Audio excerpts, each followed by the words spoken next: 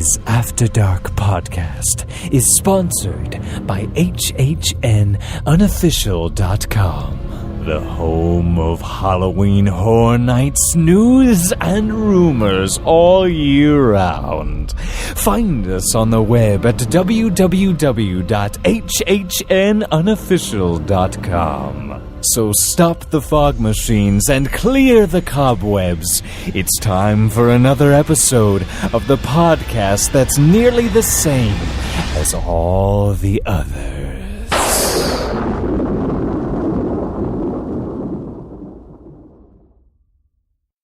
Warning. This show contains childish adult content and is intended for immature, mature audiences. Listener discretion is advised. The views spoken are ours and ours alone, not those of any other bugger. If you're easily offended, we strongly suggest finding another podcast. Everybody neat and pretty, then on with the show.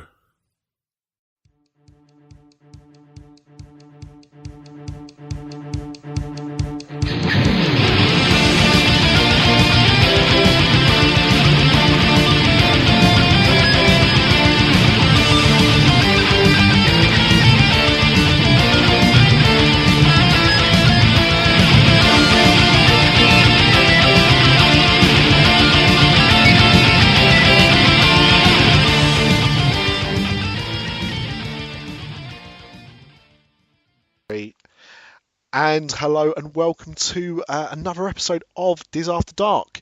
I'm Nick, and this week, or this show, I'm joined by Mr. Paul Dolan. Good evening. P-Dubs Paul Washington. Hello. Miss Amanda White. Hi. And everyone's second favourite Scouser, Sonia. I mean, Mr. Craig Lucas. Bonjour. Oh, wee. No, I've had a poo-poo today. Well, I think you've had more than That's going to come one. up. Yeah, that's going to come up later on. Oh, yeah. So, for those that have been waiting in anticipation, Craig has was my Scouser's at Korean blokes. What's that? Craig. I thought Flynn had licked a bit too much chappy off your pecker then. That is also how I talk then as well.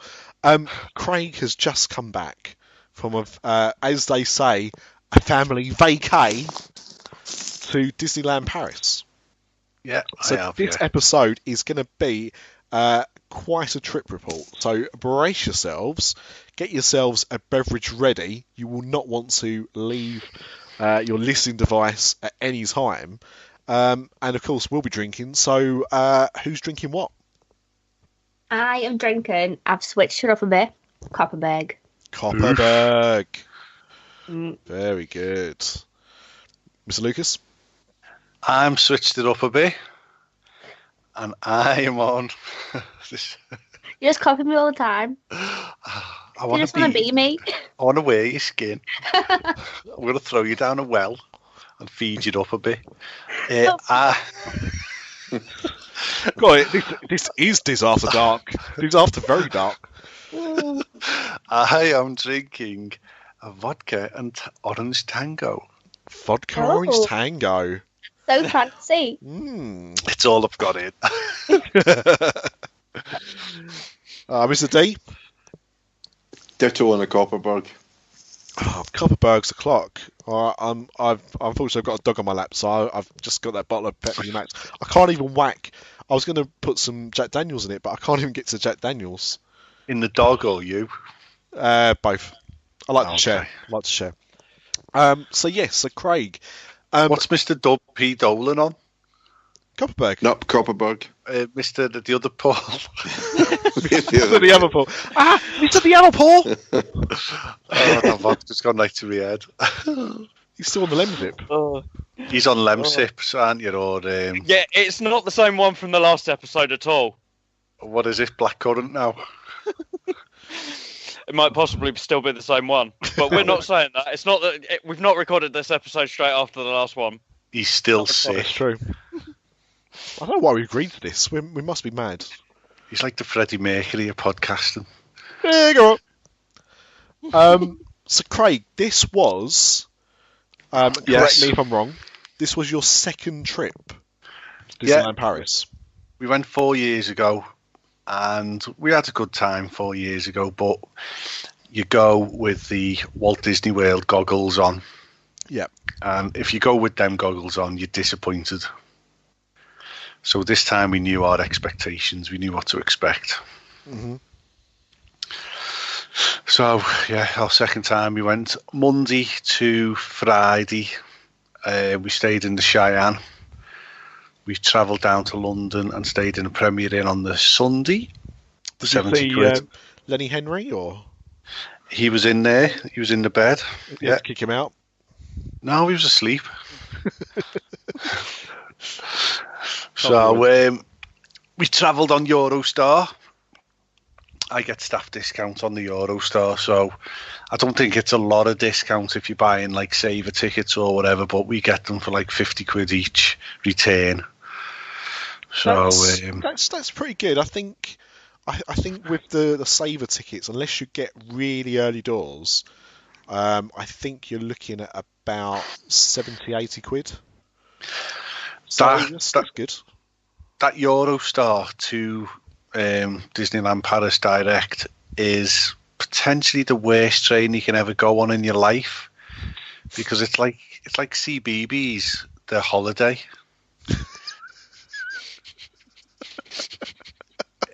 It's got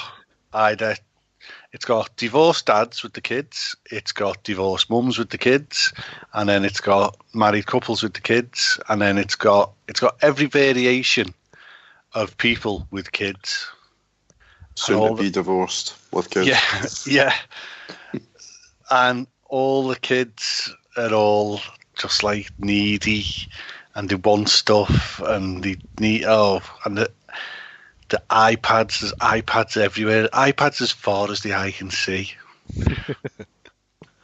But my problem with the direct trains, and actually funny enough, we talked about this a little bit on the last episode of Universal After Dark, although this could be a bit like the Christmas episode, because by the time this one comes out, another episode of Universal After Dark may have come out in between, so this may not make sense. But we were discussing the train situation, Disneyland Paris, and I'm not a big fan of the direct train.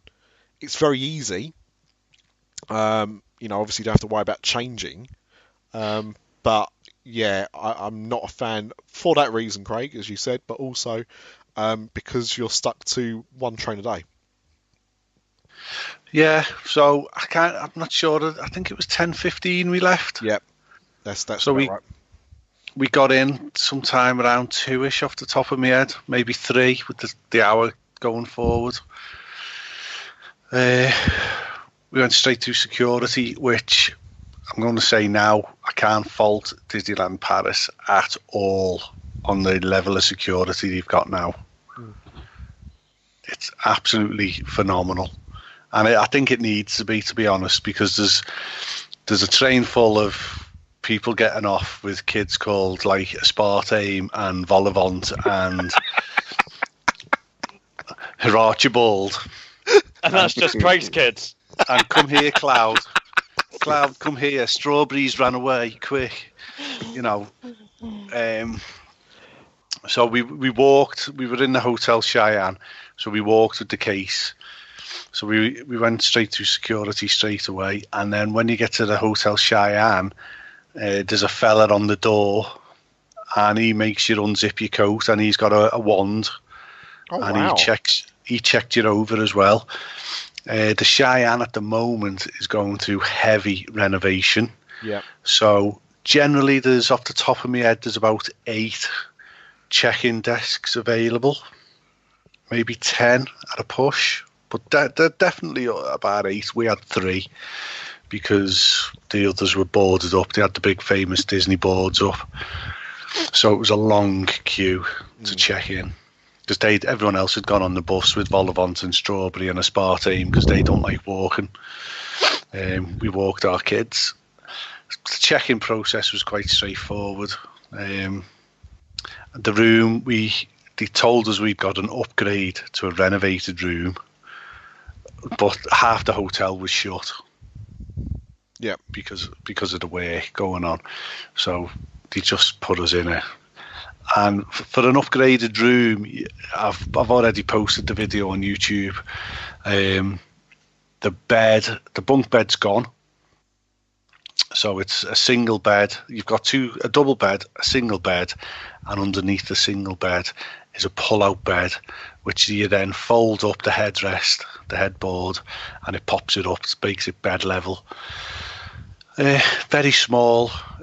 It is what it is, innit? You get what you pay for. So yeah, it's a value result, isn't it? Yeah, Cheyenne. It's a very small room. We had a kettle, we had a telly, we had a boot that was a lamp, and that was about it, really. We had a safe. It'd been renovated. The renovation and the theme was a Toy Story band around the room, basically on the wallpaper. That's about it. Curtains, I think. Mm-hmm. But it is what it is. I think I wouldn't stay in the Cheyenne ever again, I'll be honest with you. There was a tomato when we walked in our building, in our block. There was a tomato on the bottom stair. And that tomato, or remnants of that tomato, were there for the entire stay. Wow. Sounds right. Yeah. Did you not see the weather last week? There was no sun drying that. So the cleaning isn't up to much. That's all I'll say on it. And it just seems a bit, I know it's like Wild Wild West and all that, but it's supposed to be pretend Wild Wild West, not actual Wild Wild West.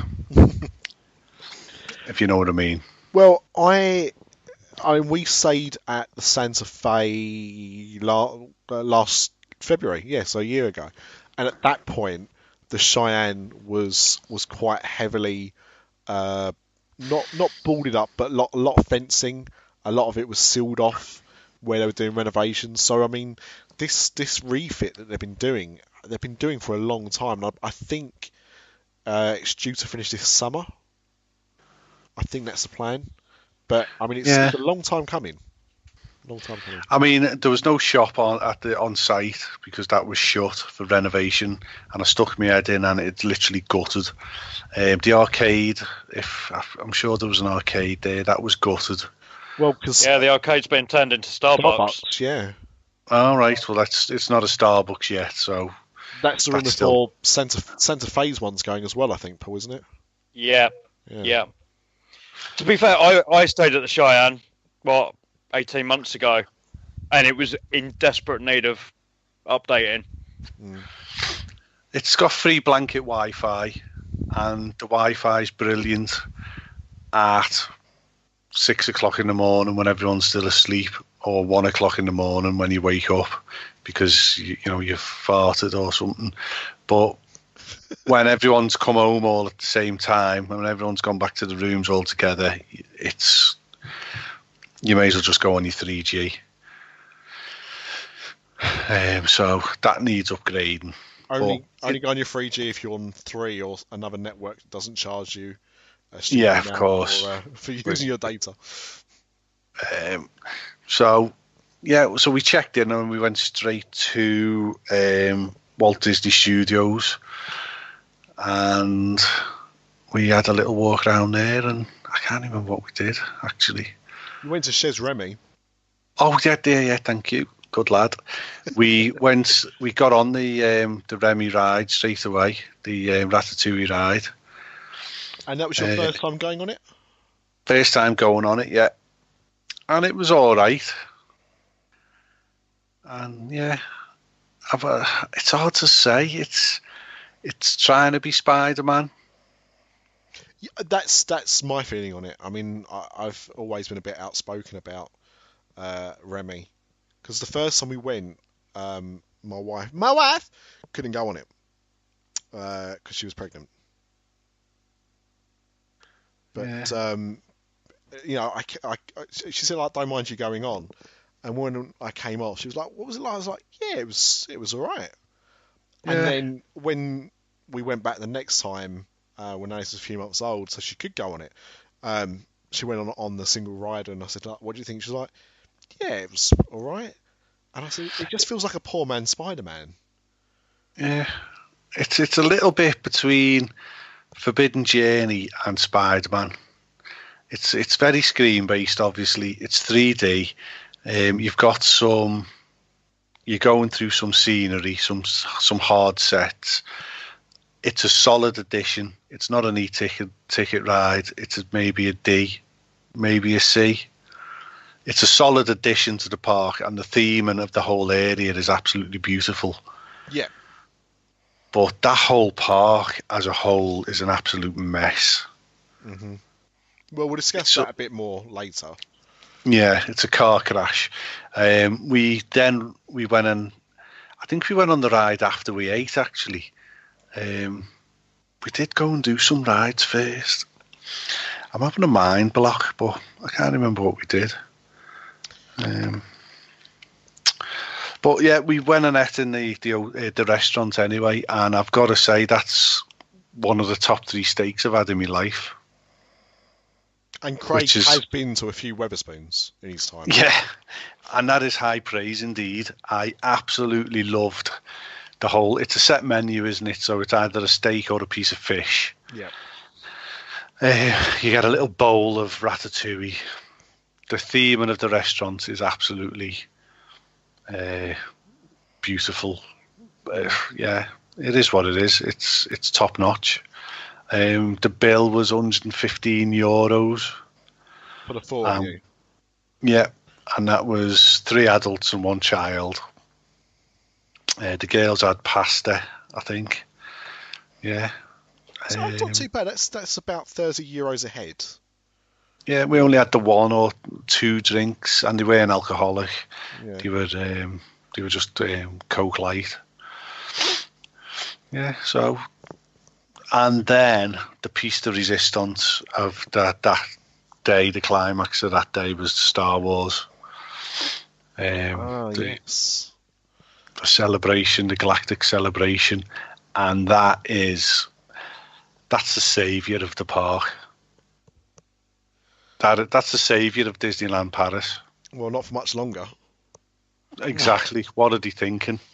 What are you thinking? Well, it'd be interesting because I don't know what the ploy is with Seasons of the Force. So, Seasons of the Force is going on. It's now been extended till September, I believe. But the Galactic Celebration, which is the nighttime show, is ending in March, the end of March, just in time for when the 25th anniversary celebrations start to kick off next door. And I think that is why it's ending. Because there's going to be a new nighttime show, and they want as many people to view that as possible. But yes, of course, I think it's a shame that they are getting rid of it. But I imagine it will be back. How late does the park stay open in the summer? Oh, in the summer? What, studios or...? Both, yeah, studios. I think studios only opens up to about 7. In the summer? Yeah, and Disneyland Park opens up till 10 or 11. Well, the Seasons of the Force was 7:30 every night. But this week. That's because when it gets, because it has to get dark, obviously. Well, that's my point. So why not keep it going and keep the park open till 11 o'clock at night? Because they want. So they don't have to pay the wages. And that. I'm not being. They're trying to survive by the skin of the teeth. It was extremely noticeable everywhere that they've cut back on everything. Staffing, when you went to a quick service thing, there was 2 tills open when there could have been 4 open, and that was across the board. The next day when we went to Casey's to get... Basically, we did the Hotel Cheyenne thing where we went for breakfast in the morning and made cheese sandwiches to take in with us. Wrongin'. I'm a wrongin', but them prices... And then you go in, and we went to Casey's Corner to buy 4 portions of fries. Why? Because the hot dogs in there are shit. Exactly. Go to the Marionette. I didn't even know the marionette was there. I don't know what it is. I talk about it every time. I can't remember. I've slept since then. They do bratwurst rather than shitty hot dogs, and they're really good quality, and it works out cheaper than Casey's for the food you get. Well, we bought 4 portions of fries, right? Now, bearing in mind this is 12:30 when we turn up at Casey's, there was 2 tills open. Jeez. And the manager is walking out, and he's like snarling at people and staring. There's when you go to Walt Disney World, the cast members are underpaid, but they're there for the love of Disney, and they exude Disney. And you might get the odd one who's having an off day, but generally it's saccharine sweet. You get the feeling at Disneyland Paris they're there because they've got a job. I think you're right. Yeah. We didn't have a bad cast member. I'm not saying any of the cast members we interacted with at Disneyland Paris during this week were bad in any way, shape or form, but they were just doing their job. But I think the thing is, what you've got to remember, and I think you've kind of hit the nail on the head, is that if you've got a place where you've got 2 members of staff working on tills, and it's as busy as it's going to get, there's people queuing out the door, whatever it is, you're working your arse off. And I mean, yes, okay, people would be working their arse off if there was 4 tills or 6 tills. But the fact is, when there's only 2 people doing it, the stress of dealing with that amount of people when you're short-staffed, it rubs off. And you go to Casey's in Walt Disney World, right, and you've got someone on the till and a runner. And that's for every till. There, you had 2 people on the till, and they were having to go and get their own stuff. And that's not usual for Casey's either. I mean, the setup is usually a bit like that. 40 minutes I was in the queue for. 40 minutes. God. And they do a brilliant thing. People were walking in and trying to get seats, and I don't think they do this in Walt Disney World. And there was a cast member who was manning the indoor seating area, and she was saying, "No, you cannot sit in here unless you have got food."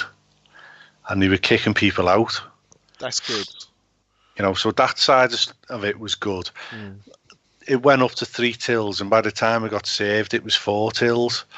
But it took far too long to get to that point. Mm. It was, so we spent, our Grace got to do, going back to the studios, our Grace got to do Rock and Roller Coaster, which she didn't want to do because it went upside down, but she did it and thoroughly loved it. That's so brave. Oh, it was the 2 of them, like, it was like, oh, I'm sitting next to Mummy now, I'm sitting next to Daddy now, and then towards the end of the holiday, they were sitting next to each other. Oh. So, but Grace's smile on all the rides that well, that's the other thing, Photo Plus, what a waste of time that is, but her smile on the ride's just phenomenal, like, because she's always been too small to go on everything, and now she can go on everything. The only thing she couldn't go on is the biggest waste of time in the whole of the frigging thing, is that Indiana Jones. Why is that a big waste of time? What's it got to do with Indiana Jones, that? Mine train. Wait, from what I remember, I've only been to Disneyland Paris one time. Is that the one that's like a boomerang kind of roller coaster? It's an off-the-shelf roller coaster, basically, that you could get in anywhere. And what they've done is they've built a bit of a temple around it. It could be rethemed to Temple Run. Quite easily. It does one loop-de-loop. And then goes backwards? No. Doesn't go backwards anymore. It used to. Right, okay. Oh, well, there you go. Last time, 4 years ago, it was getting a refurb. So we didn't go on it. And this time, our Grace couldn't go on it, so we had a fast pass for it. And we got the 4 fast passes, and then I went on with Eve, and then Kerry went on with Eve. It was shit. It's just a roller coaster. I don't see the point of it being Indiana Jones. No, I mean, I think I've talked about this before, but in fact I did. I talked about it on an episode recently. That area was supposed to have the Indiana Jones adventure behind it, so it was going to be a more themed area. But obviously, the opening didn't do so great, and plans got removed. And in fact, I mean, I think you said about it being an off-the-shelf coaster, and I think you're right. I think people, like, the initial reaction to when it first opened was that there was no thrill rides, so they had to quickly kind of get something in. I think that was the reason for that Indiana Jones ride going in. And yeah, I think the plan originally was for that to be the outdoor attraction, and for them to have Indiana Jones Adventure to theme the area, and it just never came to pass. I can never find it. Well, I always get really lost in that area and can never find it. If you go in them pirate caves, which we did, you can be in there for days. Yeah. Oh yeah, you can get easily lost in those caves. Hey, Dis After Dark listeners. I want to invite you all to join us over on ScareZone, Halloween Horror Nights podcast. ScareZone is a news, interview, history, and commentary podcast all about Universal's premier Halloween event. It's hosted by fans and experts like me, Logan Seculo, former WWE superstar Scotty 2 Hottie, and Dis After Dark's own Chris Ripley. Subscribe however you get podcasts and head over to ScareZone.com for more information. We here at the show are proud supporters of Dis After Dark. And remember, keep your eyes closed and your ears open on ScareZone. Right, and so for our other sponsor of the show, we have Wendy Prater at Magical Journeys Travel. We do. Yeah. The very beautiful looking Wendy Prater. Is she on your to-do list? Like, if you meet her in real life, you're allowed to? She's, when you open the wallet. Yeah. She's the picture in my wallet. I get you.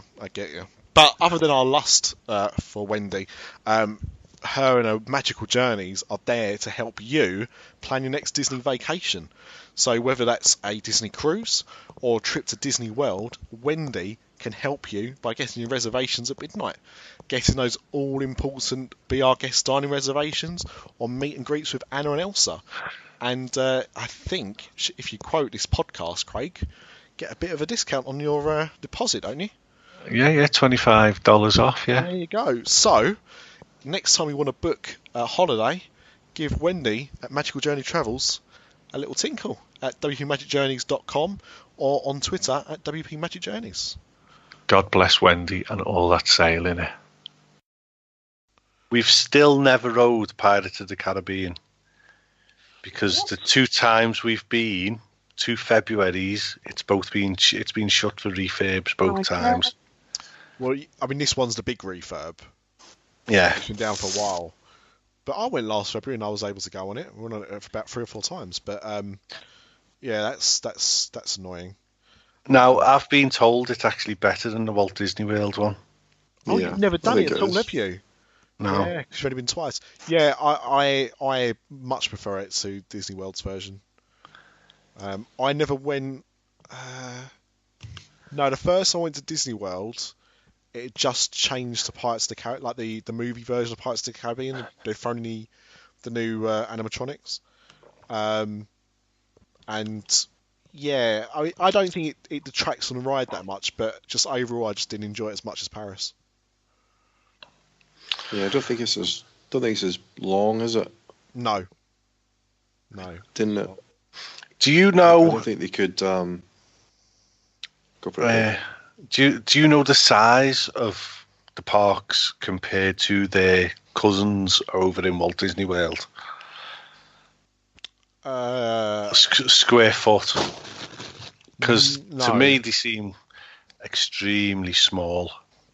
Disneyland Park is smaller than the Magic Kingdom. I think it's on a par with Disneyland. Right. In size. Now, again, for February, I've never seen anywhere so busy. And even Magic Kingdom in August, it appeared to be busier in February in Disneyland Paris. The queues were astronomical. Wow. There was on the Thursday morning, I sent some pictures out on Instagram.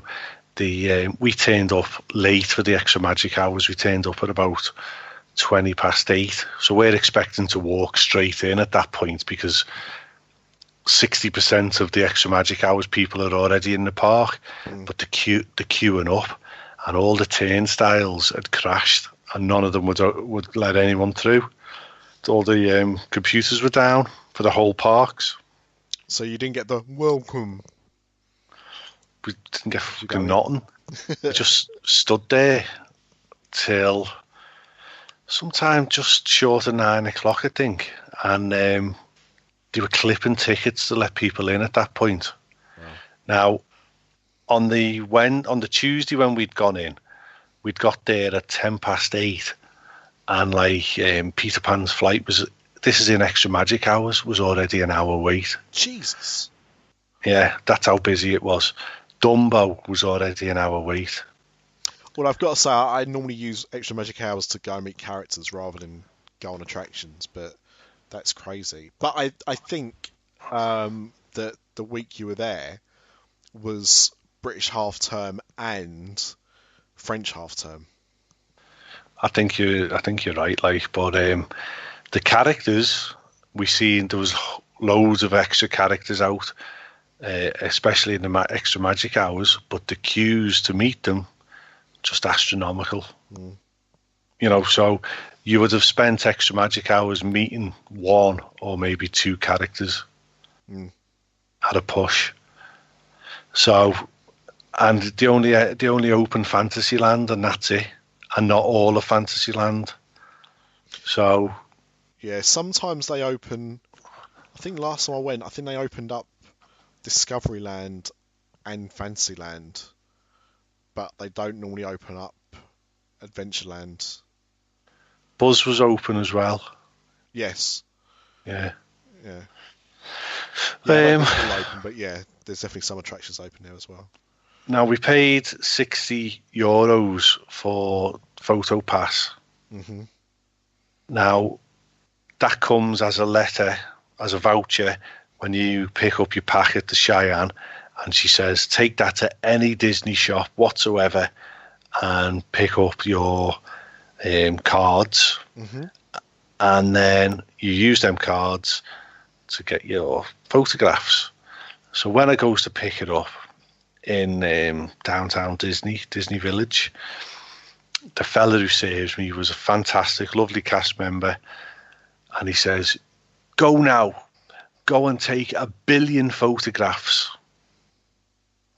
Right? So he's just told me, now bearing in mind, when we go to Walt Disney World on PhotoPass, we'll get 800 photographs on that over a 2-week period. So he's telling me to now go and get 1 billion. So, all right, he's being a little bit dramatic. He's being, he's got the cast member magic. I'm thinking there's going to be photographers everywhere here. Yep. The only time we seen a photographer was when they were with a character. Really? Yeah. Yeah. I've got to say, I mean, the thing is, it's a little bit different for me and Craig to talk about this, I think, because we've both gone in February at similar times. So, I went beginning of February last year, so it was just before half term. So it was fairly busy, but not as bad as you had it. But I'll be interested to know what it's like in the summer with PhotoPass Plus, because I have heard that they have more photographers out. But I echo what Craig said in that the only time we were able to get to use the PhotoPass really was at character meet and greets or on attractions where there was a photo of the ride. Yeah. So again, the only point of reference I've got is Walt Disney World, so that's what I'm using. You walk in Magic Kingdom, you're literally tripping over photo pass people. There's even a fella before you walk in taking photographs of the train station, so you can pose there. You go in, every 20 feet up Main Street there's a photo pass person as you're walking up to the castle. In Paris there was no one, literally no one. Such a shame. And it was at that point it was busy, but it was not busy, so you could have got some really cracking. We did get nice photographs ourselves, but with a photo pass person, your phone staying in your pocket, and you're getting some cracking. There was nothing. Out of the photo pass, which we paid €60 for, we got 10 ride photographs, and that was it. So we've saved money, we've made on it. If we'd have bought them photographs, like you do, I think they're €15 each, something like that. About that, yeah. But I mean, the thing is, this is just playing a bit of devil's advocate, really, because as I said, I agree with what you're saying, and I experience similar. But and going back to what you said before about your Disney World expectations, your Disneyland Paris reality.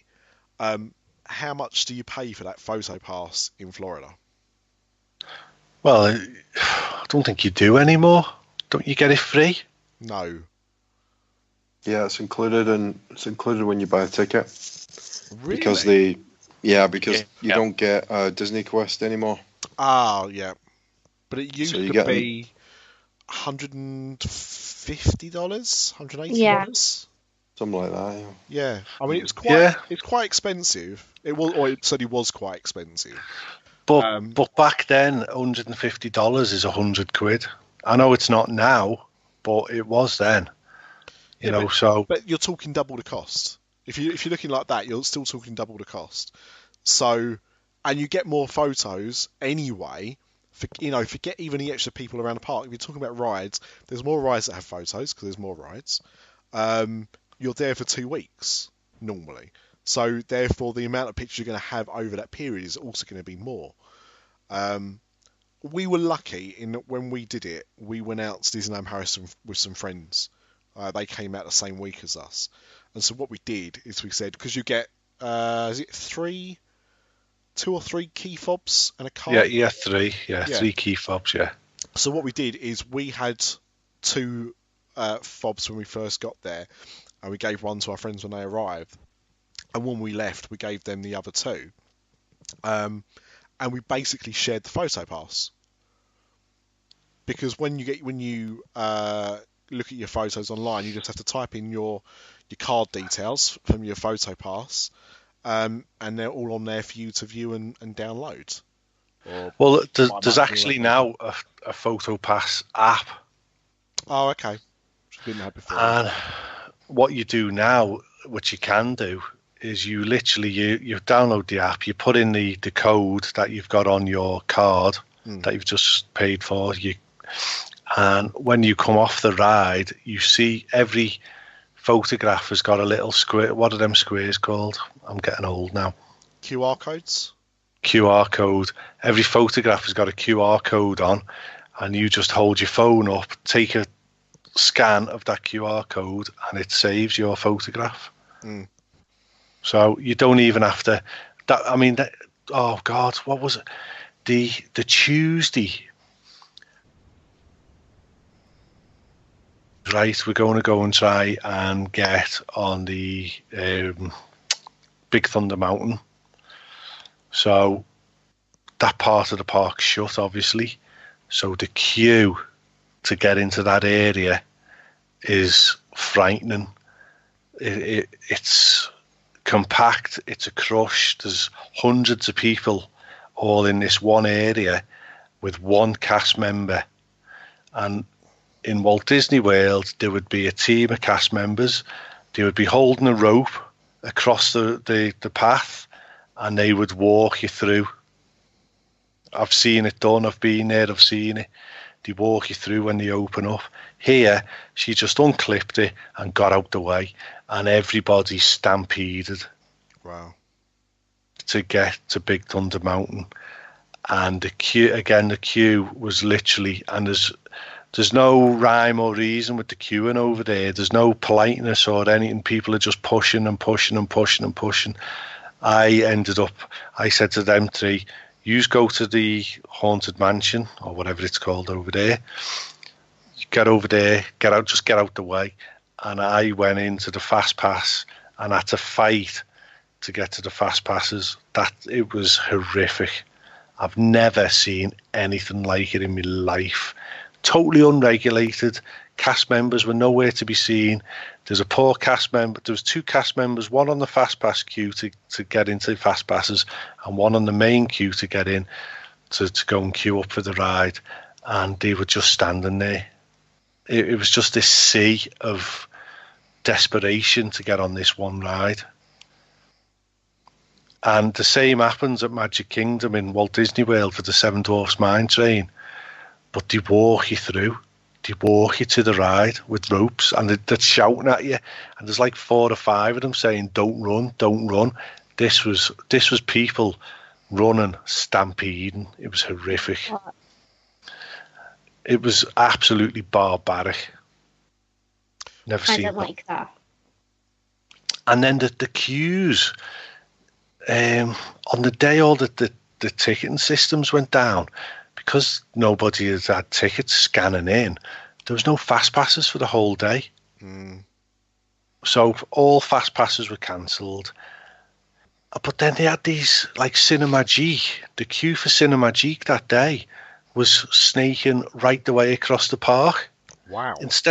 Instead of using the queue system, where you've got all the rows of queues already built in, where people are undercover and whatever, they were shut, because I actually looked at it and there was nobody in them areas. And then the queue is snaking out right across the park. And the same for all the rides that day. And it was only later on that they started letting people in the queuing areas. So if you were queuing for Cinemagique, you were standing in the middle of the square in this queue, and people are just walking up to it because they're in Europe and that's what they do, and just standing in the queue then, just walking up to the queue anywhere, picking a spot and just standing there. It was crazy times.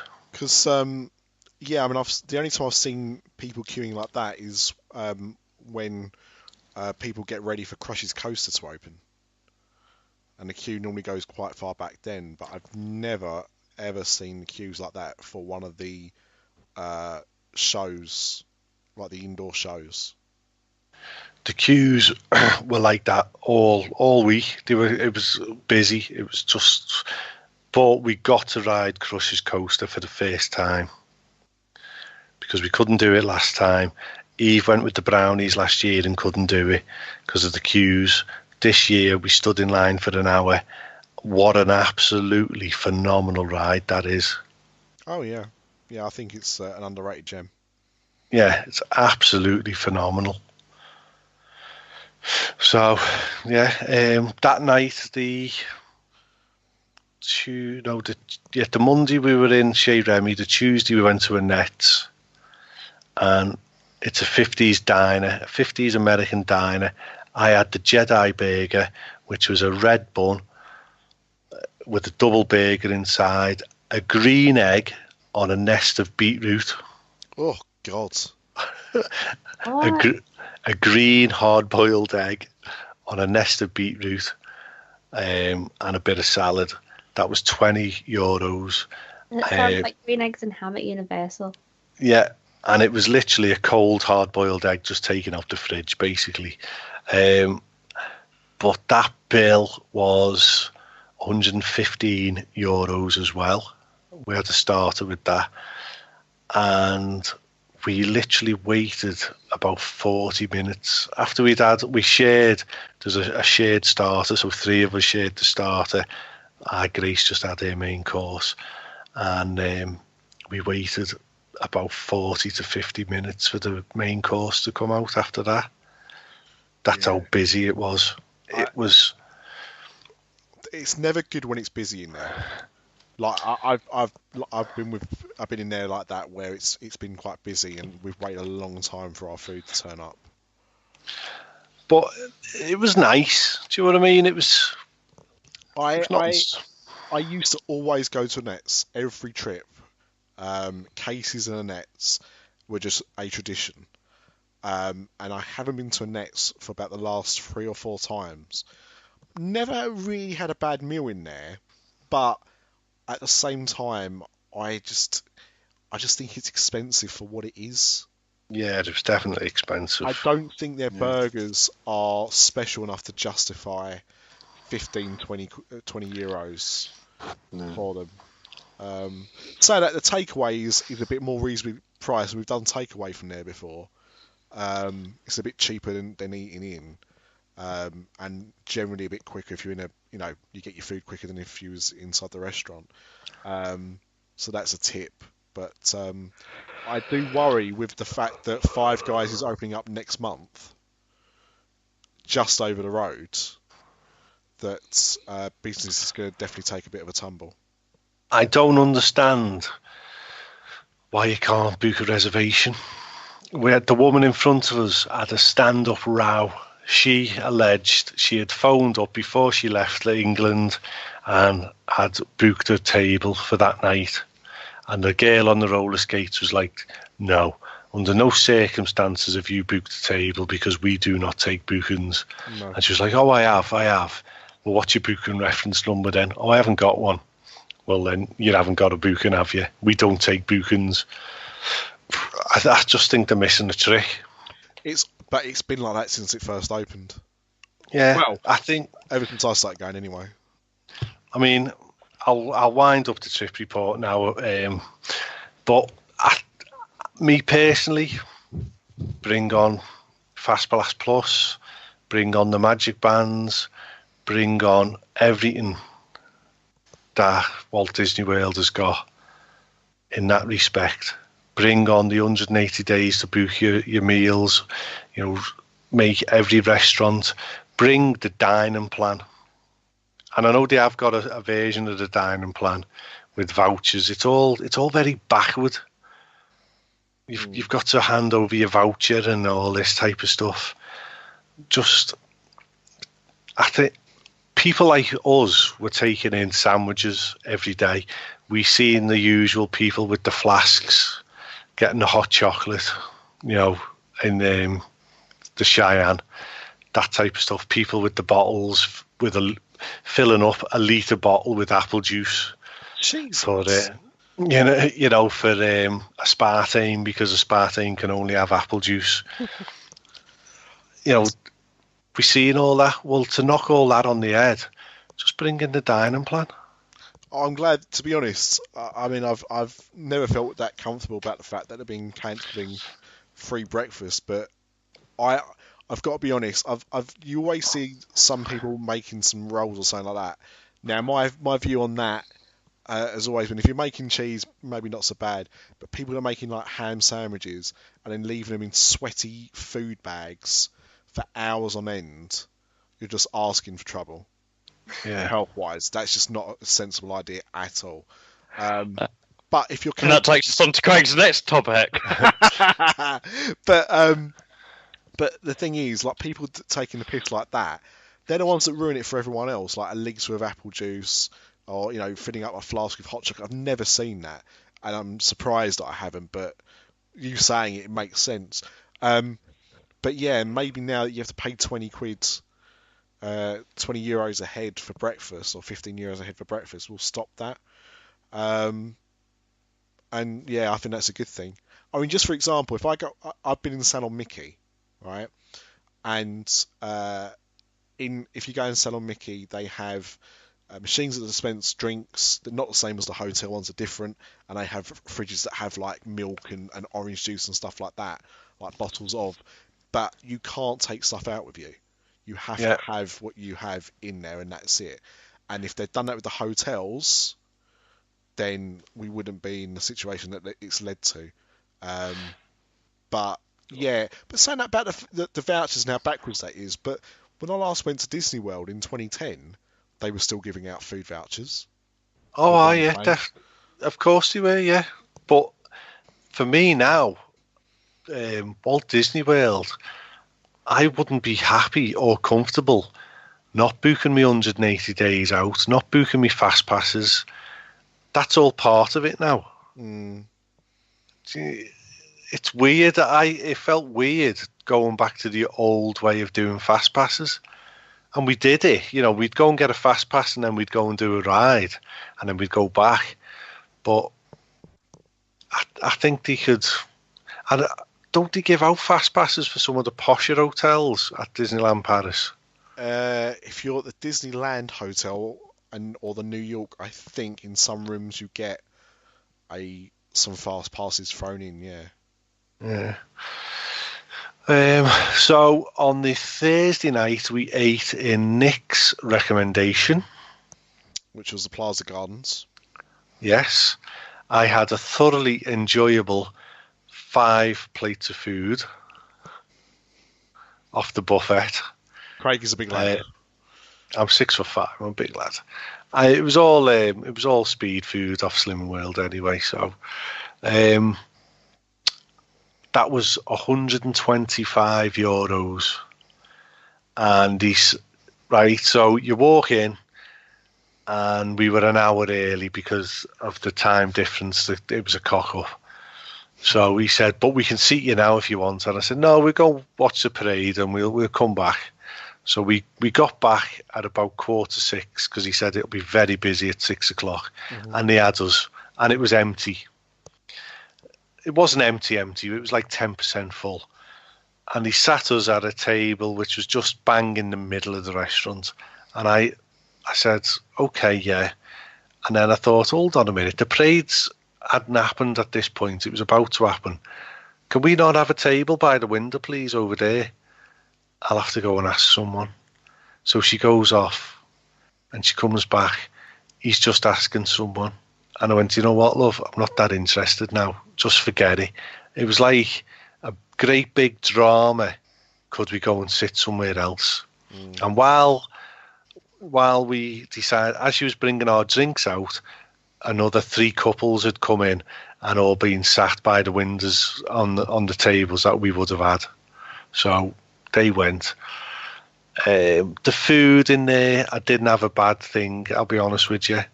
However, 4 o'clock the next morning, I was up, spewing my ring up.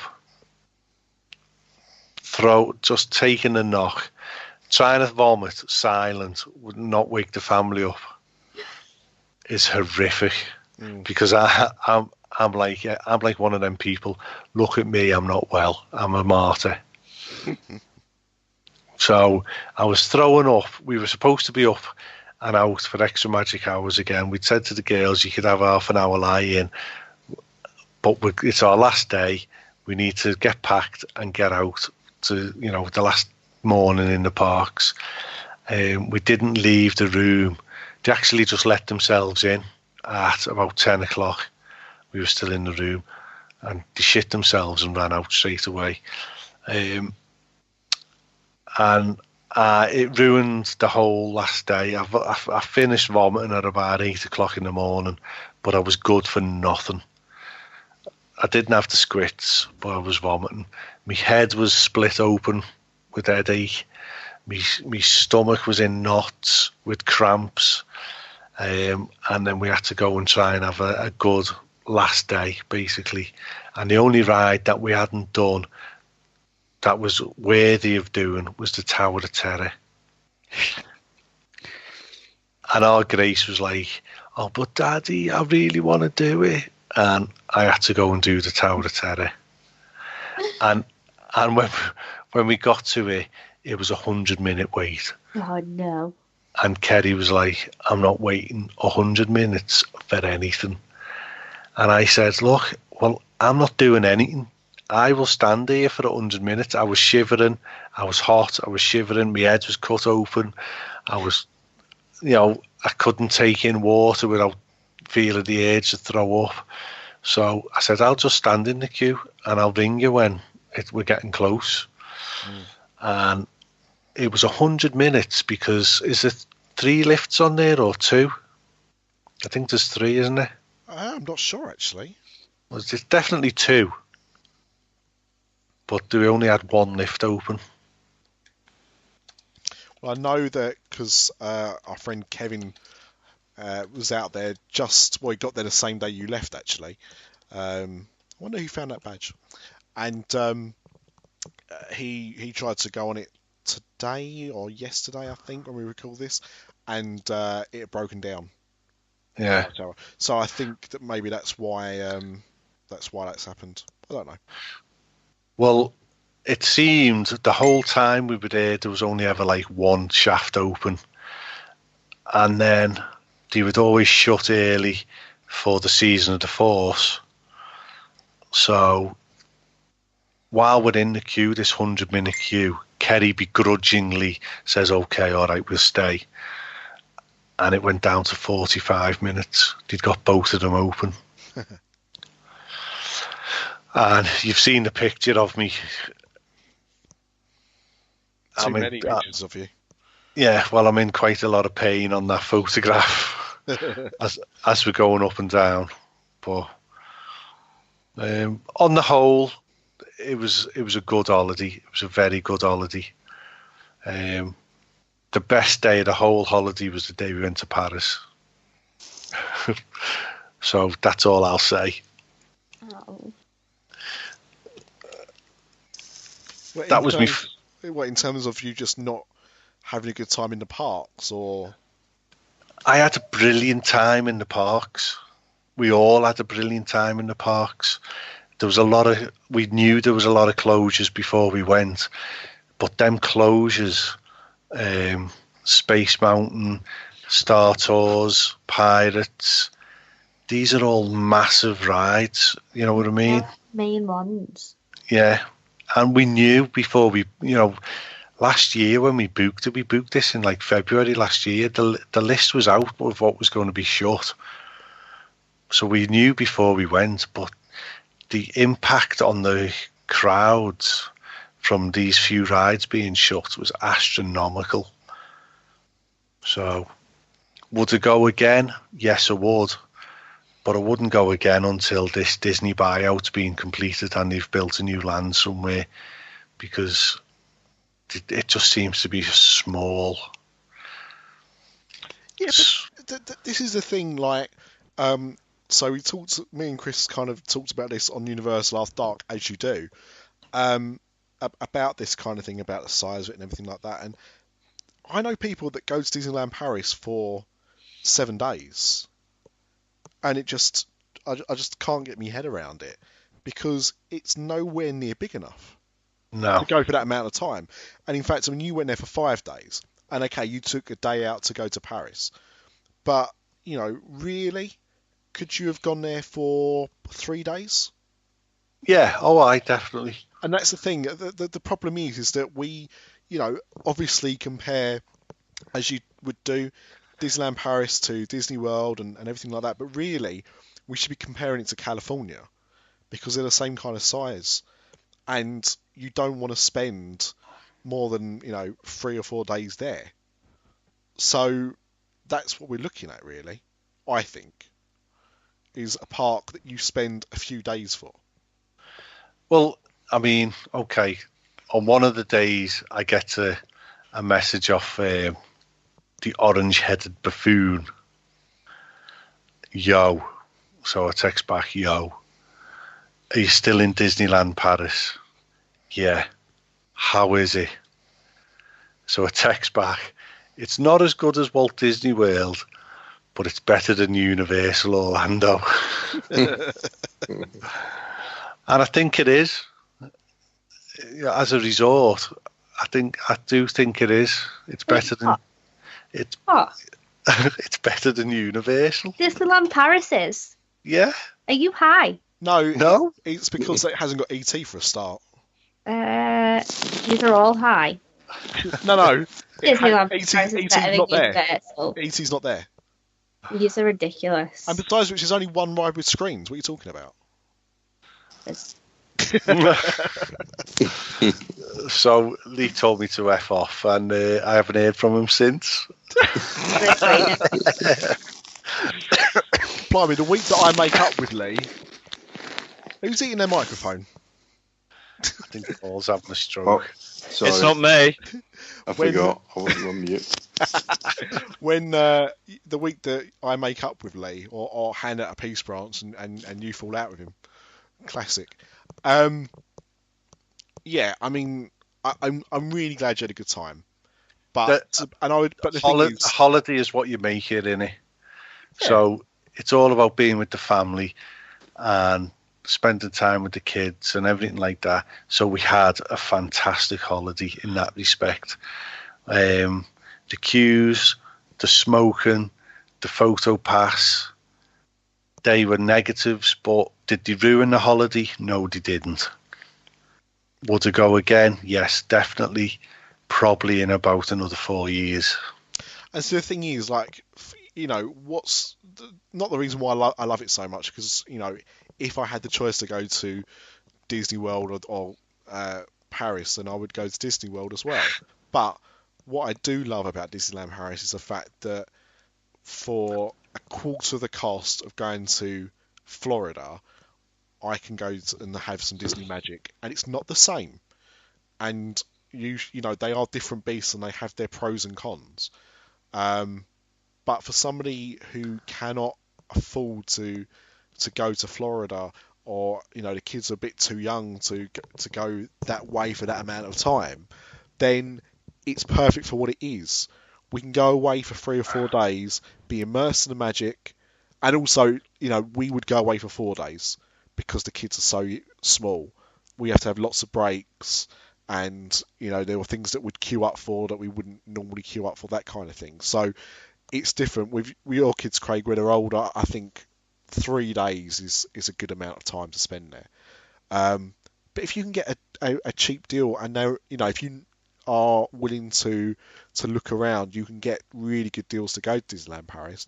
I think it's perfect for what it is. The thing with Disneyland Paris, right, I was pricing up for a friend the other day. He was like, book it. I want you to plan my holiday for me and all that palaver like they do. Mm-hmm. These muggles. And for 3 days in Disneyland Paris, it's exactly the same price as 5 days in Disneyland Paris in a lot of cases. Yeah, and I mean, so I just helped my wife and mother-in-law book to go, and it worked out cheaper for them to go for I think they're going for 5 days, 4 days, because the deal at that time was you get an extra day free. So if they went for 3 days, it would cost the same as it did for 4. Now, I've been able to get them, I think, at the Cheyenne in a Toy Story room. So it wasn't an upgrade, it was just on offer. They could have a Toy Story room. So them to go there for 4 nights, 5 days, I think it was, with Eurostar return for under 800 quid. That's good. That's phenomenal. And that included their park tickets. So, I mean, the thing is, you know, that was booking tickets early with Eurostar, so they got like the cheap returns. They don't get breakfast, but they're going to go to either Earl of Sandwich or McDonald's, I imagine, on the way into the parks. But the reason they went is because my mother-in-law looked to go to Cornwall for the week, and Cornwall for the week was going to be, and this is not in this. I think this was. I think it might have been a half term, I can't remember, but it was going to cost more to go to Cornwall for the week than it would have done to go to Disneyland Paris. So, that was another thing. The extra magic hours as you're walking into Disneyland Paris, into the Disney Village, and then into the parks, everywhere is shut. Yeah, all the Disney Village is shut, yeah. They don't open up till about 10 o'clock, I think. Pointless. Yeah. These people, these staff are on minimum wage. Just bring 2 of them in and open the shop for the extra magic hours. I think World of Disney might be open, but I think the rest of the villages, you know, other than the eateries, are shut. You walk in Main Street and Magic Kingdom, and everywhere's open. The staff are out on the street waving at you. There's photo pass people tripping over you to take photographs of you. There's merchandise coming out of your ears. Disneyland Paris, there was nobody. I think it's definitely going to go through some changes. And in fact, as we're recording this, Mr. Washington. Yeah. New annual passport prices. Oh. And it's not cheap anymore. Well, I disagree. I did say holy shit, but yeah, depending on how you look at it, but it's quite a lot more expensive than it was. Okay, so what's the before and after? I'm just trying to think how much. Well, how much you paid for yours, Nick? The cheapest pass here, on your list is, and I'm guessing that the number is the amount of days. I'm not sure. I'm guessing so. Yeah, by the look of it. So the Pass Discovery, which is replacing, I think the Francilian Pass, is €139, which is about, I think it's about €30 more than it is currently, and that gives you 150 days access to the parks. Next up is Magic Flex, which I can't remember which one that replaces. Actually, the name of it, but that one is 300 days. And is €189. So that is about a €40 increase, I think, off the top of my head. Now, there's a new tier here because this is kind of replacing the in between the Magic and the Dream Pass, the Fantasy and Dream Pass. So this is 350 days, and that's €249. Now, the most expensive ticket at the moment was €229, which gave you 365-day access. If you want Pass Infinity, they get rid of the gaming franchise, but they rename a pass, which appears to give you complete access to the parks, is €400. So that's an increase of just over €100, isn't it? Oh no, almost €200. What am I talking about? €229 was what it was. So it's gone up €180. So all they're going to do there is just sell less of them? Well, again, it's what we were talking about on the last ad, about when I was talking about Disneyland, the Walt Disney Company taking over ownership of the parks if that deal goes through. And they would be raising tickets. And if they double the price of tickets, then what does that mean for the amount of people that buy them? Surely it's gonna go down. If you get 50% of the people buying the same annual passes, you're still making the same amount of money. So yeah. I don't really understand what they're doing. It's interesting, but this has just come out. I mean, where's it come from, Paul? ED92. Yeah, so a nice reputable source. So we're not disputing that at all. I'm just having a look. They've even got pictures of the passes. Bloody hell. So just looking now, so it was Classic, Fantasy and Dream. So Francilian was one that was really for local people. Classic gave you 280 days access, and that was €135. Fantasy was 320 days for €179, and Dream was 223 for unlimited access. So we're talking, but I mean the thing double. Pretty much, and the thing is that the prices haven't gone up in a long time. Have they? I can't remember the last time there was an increase in those. So you could argue it's about time, and I'm sure Mark Peter is having a street party as he finds this information out. But yeah, it's the first of many things, I think. But the fellas like Mark Peter, will still pay. They will pay that double price. Yeah. And good luck to them. Yeah, I mean, where it'll be interesting is that it wouldn't stop me going to Disneyland Paris. What it would do is it would make me think twice about how I do it. It would potentially, if you're paying €400 for something, that you were getting a year ago for €200, it would make you go actually more. Well, but yes, it would do, but it's if you're going to pay out for it, because the thing is that if I buy an annual pass, I'm going to want to go more. You're absolutely right. If you put the price up to an annual pass by double, am I going to buy an annual pass, or am I just going to book a holiday with the tickets included? And then I don't have to feel the obligation to go. I was looking to buy an annual pass this year. Could you go as a southerner? Could you go for the day? And this is something we touched on the other day. Personally, I will be doing that. That is one thing I'll be doing this year. I will be going out for the day. But that's because I'm not able to go out with the wife and kids, and I wanted to spend one day in the park with them. Just because they're a bit older now, and I wanted to see them with Mickey Mouse and stuff like that with my own eyes. So I am going to be going out for the day. But no, I wouldn't do that probably normally, and certainly not at the price of the annual passes now. It's just too expensive. What about you, Paul? Would you, if you could get over there and back in a day? Yeah, I don't know. It's not what I'd want to do. It's not the experience I'd want to have. Yeah. I'd really want to go for at least 1 or 2 nights, I think. Now, but it does make it expensive. What is interesting, I'm just looking at the breakdown now at the new tickets.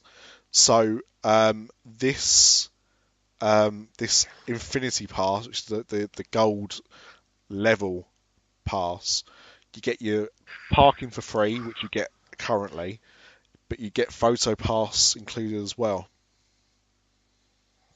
So you do get a photo pass included with it, which I think if you can find a photographer. Yeah, well, I think the annual photo pass is €60 or €70, Paul. Yeah, if you've got a dream, it's 47. Yeah. Okay. Yes, you got a discount for it, didn't you? Yeah.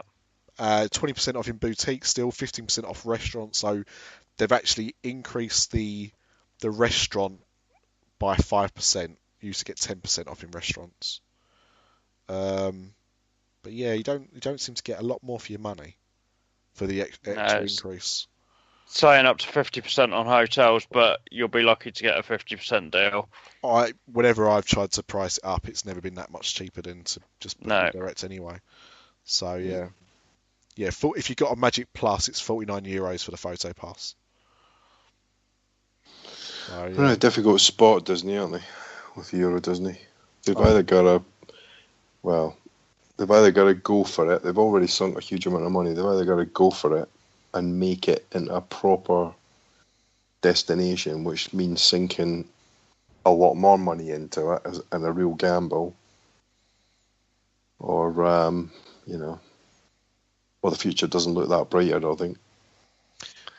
It does say here, though, for the Infinity Pass, it says soirees specials.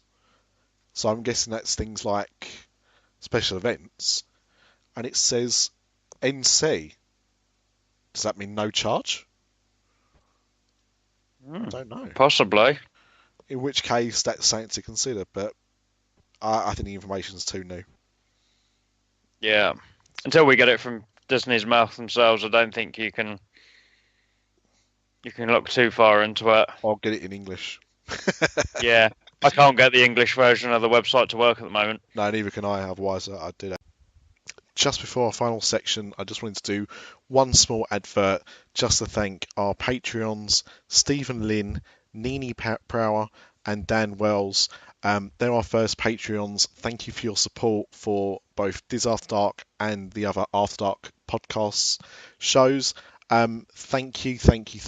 And if you want to be a Patreon, if you want to support the show, get some merchandise, then please visit us at patreon.com/Dis After Dark. That's Patreon, patreon.com/Dis After Dark. And now back to the podcast.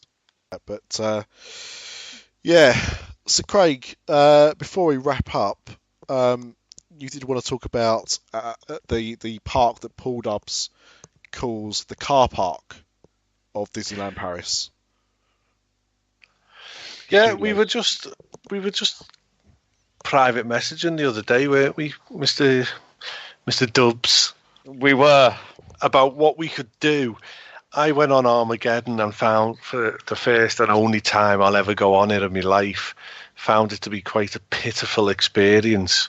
However, while I was in there, I had a revelation and I thought I could make this 1,000 times better and fill the queue line to, bursting.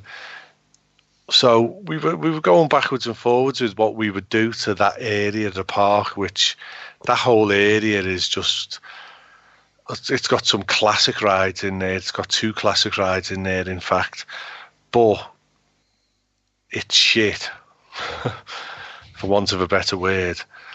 So me personally, I would give it a Star Wars / Marvel overlay. I would combine the two. I wouldn't have a Marvel area and a Star Wars area. I would combine the two, because the whole area is still a car crash in respect of theme, and it doesn't know what it is. So you could continue that. You could keep it in that theme, and we had some good ideas, didn't we? Basically. Yeah. I think it was all triggered by this story that's doing the rounds that Cinemagic's actually leaving next month to be replaced by a Marvel attraction.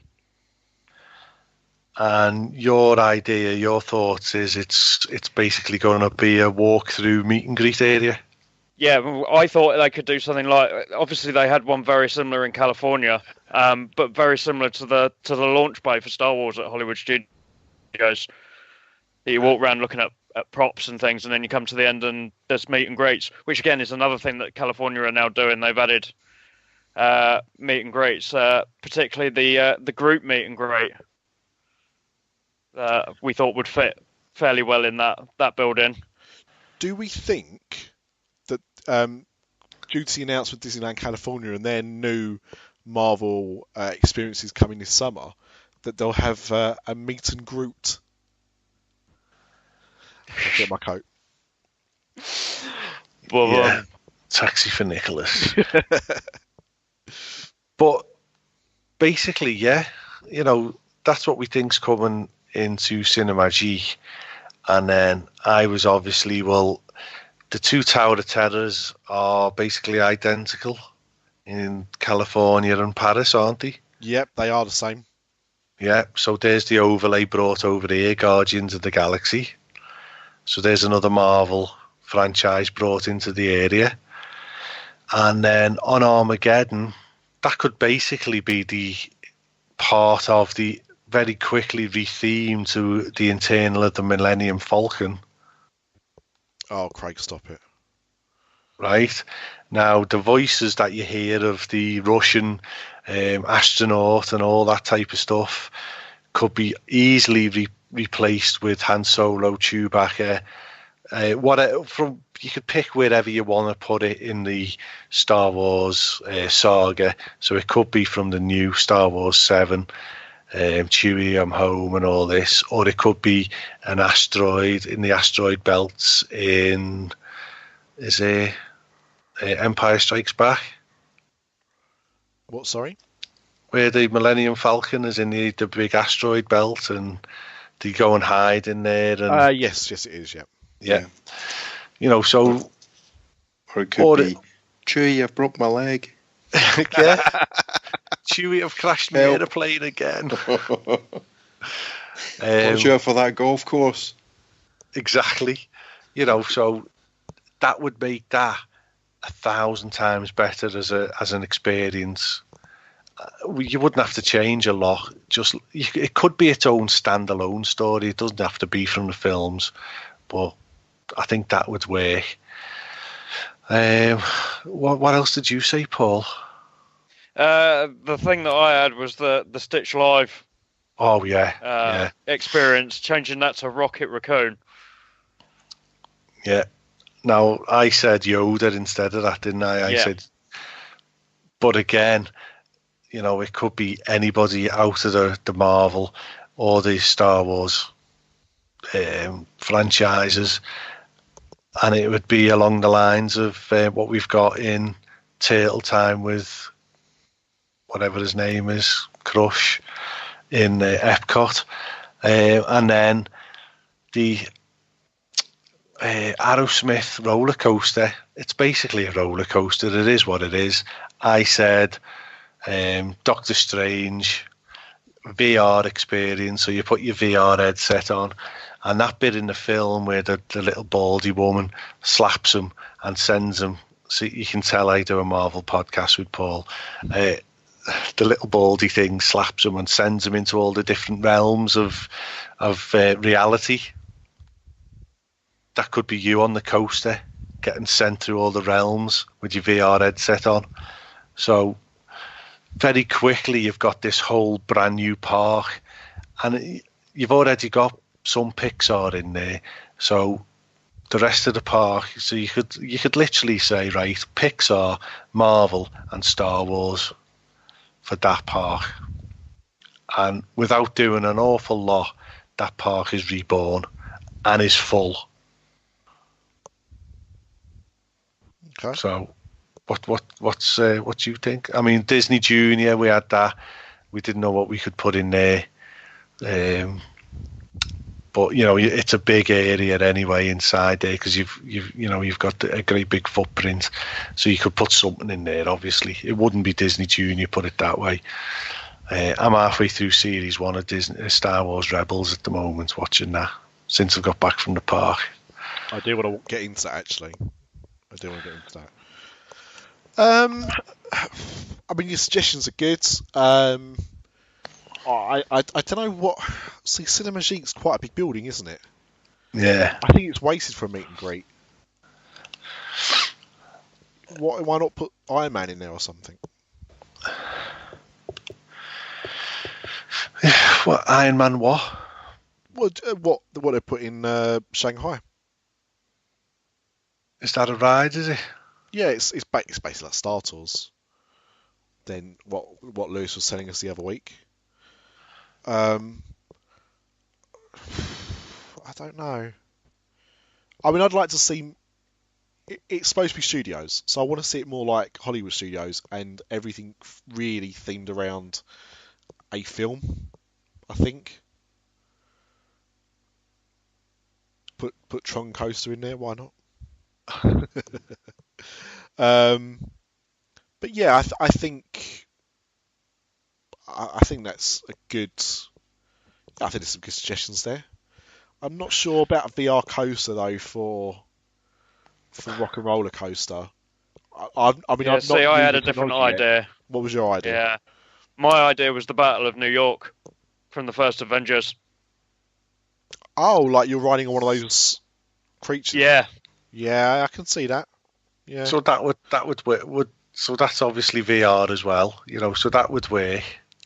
Yeah, I've not gone on a VR coaster yet. I think until I do, I'm not sure. Yeah,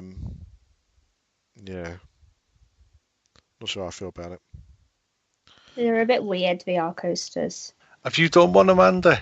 Yeah, I've been on Galactica at Alton Towers.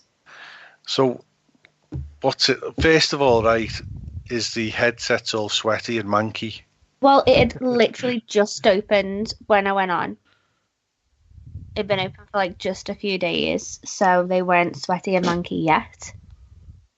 But basically, it was the air ride originally, and they just rethemed it as Galactica and made it VR. So they basically just slowed down air. So it's a really, really slow ride. And obviously you're lying on your belly. It's like Manta. It was very, very weird. So they've actually slowed the coaster down. Yeah, it goes very, very, very slow. So that's to give you more of the story, basically, of what you're... No, I think it's more because the virtual reality bit was so, simulatory. I think that if they would have kept the roller coaster as fast as it was, everyone would have just been throwing up. Yeah. Right, okay. So I think they had to slow it down. Yeah. And did that do loop-de-loops? It does do a loop, and you're lying on your belly, so like it's a sickly kind of ride anyway. Oh. Like literally, just imagine Manta at SeaWorld with a VR headset. And then slow as well. Yeah, slow. So because I'd been on air when it was air, I knew what the ride was like. So it was weird that it was slow, and it was weird that it was VR. So I think I'd feel differently if it was like a brand new VR coaster. But that was the first one in the UK, so it was pretty good. Mm. It's new tech, isn't it? I mean, it's got a way to go. I like VR though. I like the idea of VR coasters. So as soon as you develop it, it's obsolete anyway, isn't it? Well, yeah, exactly. I think VR would work on something better, like a Ratatouille type attraction, than a rock and roller coaster. I think there might be too much movement. But well, it needs work. Studios needs work. that's for sure. In the top, I was going to end the show just there, but I have got an English translation of the annual passes, so I'll run through it very, very quickly. The nitty gritty, the important bits. So things you get as part of this VIP pass, which is what they're going to be describing it as. Parking spaces closer to the entrance of the main car park. So basically priority parking. And you can park in the New York, Newport Bay or Sakila Lodge hotels and have access to the pools. You get a dedicated entrance to both parks. So that's obviously a fast pass to get inside the parks. VIP places reserved for the parades and the future show illuminations. Dedicated office for the annual pass. Dedicated telephone line and concierge service. Reservations open 48 hours earlier for special events. And that's a 79% increase on the current version of the same thing. Good on them. Definitely. I will say that's definitely the Walt Disney Company that have had an influence over that. Oh, absolutely. And there's a comparison here. They put a comparison here that the Disneyland Resorts annual non-restricted passport costs $1,049. The 350-day version costs $849 compared to the Paris version at $249. Well, yeah. And you get discounts with those passes that you don't get with the American passes. So it's a risk. I think it's a risk, and it'll be interesting to see if it pays off. Do you think the third gate is an option, is a reality? Got to listen to last episode, Craig. For God's sake, we talked about this, man. No, we talked about the fact that if this Disney deal goes ahead, if it gets signed off, and if they can buy 95% of the shares and then therefore take complete ownership, there was a third gate on the table, which I think had to be done by 2022 or thereabouts. I would imagine that will still happen, but that could be negotiated to not. But I think if you're looking to increase prices, you need to have a third gate. They've got Marvel, they've got Star Wars. If they really wanted to do a third gate, they could. They've got Cars Land. They've got all these things that they could throw there if they wanted to. Would it not be brave, right? No, they wouldn't do it for Brave. To bring Universal over? It'd be stupid. I don't think it would. And I don't think Universal have got any interest in opening up a park in Europe anymore. After seeing what's happened to Disney, I'm sure they'd think twice about it. Yeah. Certainly putting it in France. Yeah. I mean, Universal would do better in France because of the weather. Basically, it's a gang, it's like 12, 15 cinemas around a lake. That's not very nice. It's Trudeau with it, girl. Come on. No. but it's true. It's 15 cinemas around the lake with a little backwards midget alien in the corner. It doesn't have screens. And I think that quite nicely wraps this show up with that last line from Amanda. So thank you, Craig, for your trip report. It's going to be an interesting future for Disneyland Paris. This year's going to be a biggie. And it's a shame that you were there a bit earlier. If you're thinking of going to Disneyland Paris, don't think it, do it. Look at that. Look at that. What a way to end. Thank you very much. And we will have a 25th anniversary report as well. And everything will be open for that. Will it? Yeah. Well, hopefully Hyperspace Mountain will be open for that. Star Tours definitely will. I think it's been pushed back. The 26th anniversary. No, not that far back. So about 2 weeks afterwards. Oh, bugger. Yeah. I heard end of April. It's when it's due to open. May the 4th would be the best, of course.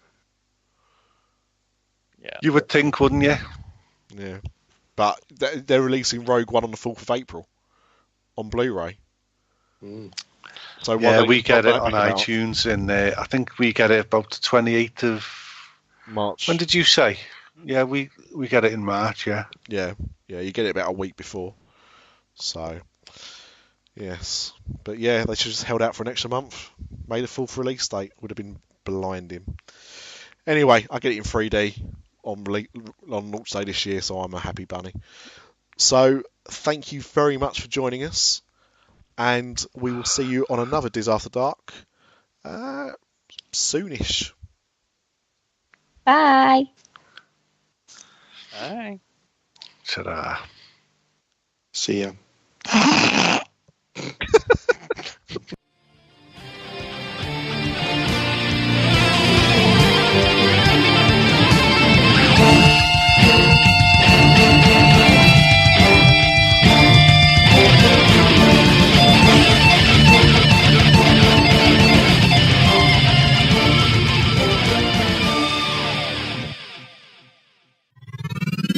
This podcast is part of the After Dark Podcast.